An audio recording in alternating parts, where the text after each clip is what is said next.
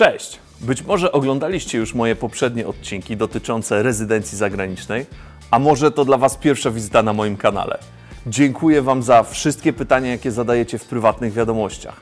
W tym odcinku zebrałem te najczęściej powtarzane dotyczące rezydencji w Estonii.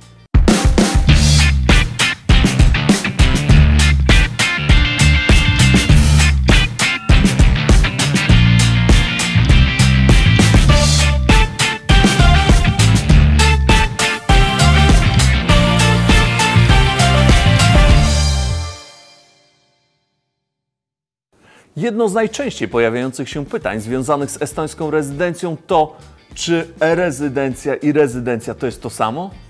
Odpowiedź brzmi nie. E-rezydencja to estoński podpis kwalifikowany, który służy do kontaktu z urzędami, podpisywania dokumentów oraz do zawierania umów z kontrahentami. Dzięki e-rezydencji otrzymujecie dostęp do estońskiej administracji. Warto wspomnieć, że e-rezydencja jest dostępna wyłącznie dla obcokrajowców i w odróżnieniu od rezydencji nie wymaga miejsca zamieszkania na terenie Estonii. Natomiast aby zostać rezydentem Estonii, niezbędne jest posiadanie stałego adresu i zarejestrowanego miejsca zamieszkania na terenie kraju. Więcej na temat różnic pomiędzy e-rezydencją a rezydencją znajdziecie pod tym linkiem. Wracając do Waszych pytań. Co tak właściwie daje status rezydenta w Estonii? Będąc estońskim rezydentem uzyskujesz dostęp do bankowości czy możliwości podjęcia pracy w tym kraju. A odprowadzając składki zdrowotne, dostęp do estońskiej służby zdrowia. Możesz posiadać również estońskie prawo jazdy czy starać się o otwarcie firmowego rachunku bankowego.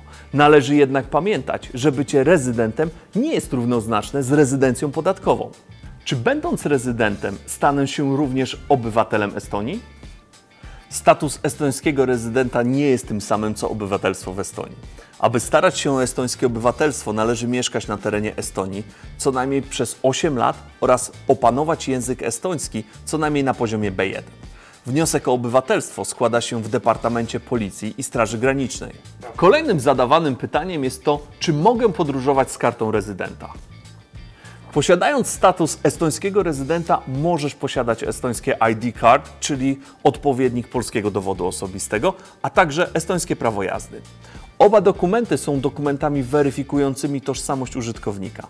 Niemniej jednak nie są dokumentami podróżnymi i nie dają możliwości przekraczania granic. Jakie mam prawa jako rezydent Estonii? Będąc rezydentem Estonii przez estońskie urzędy będziesz traktowany na równi z obywatelami tego kraju.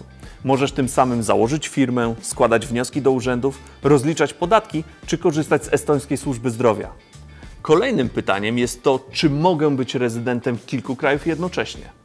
Uzyskanie rezydencji estońskiej przez obywatela Unii Europejskiej nie jest procesem wymagającym dodatkowych dokumentów, zezwoleń czy też specjalnej wizy pracowniczej. W praktyce każdy Polak może zostać rezydentem innego kraju Unii Europejskiej, w tym także Estonii. Jak długo trwa proces uzyskiwania statusu estońskiego rezydenta? Aby uzyskać status estońskiego rezydenta, konieczne jest złożenie wniosku o wydanie estońskiego odpowiednika numeru PESEL oraz meldunek. Czas procesu zależy również od dokumentów tożsamości, jakie chcesz posiadać.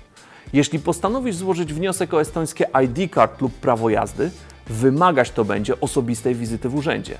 Estońskie urzędy działają bardzo sprawnie, dlatego cały proces nie powinien zająć więcej niż kilkanaście dni. Mam nadzieję, że rozwiałem kilka Waszych wątpliwości na temat estońskiej rezydencji. Jeśli jednak macie inne pytania, śmiało piszcie mailem w wiadomości prywatnej na LinkedIn lub zostawcie swoje pytania w komentarzu.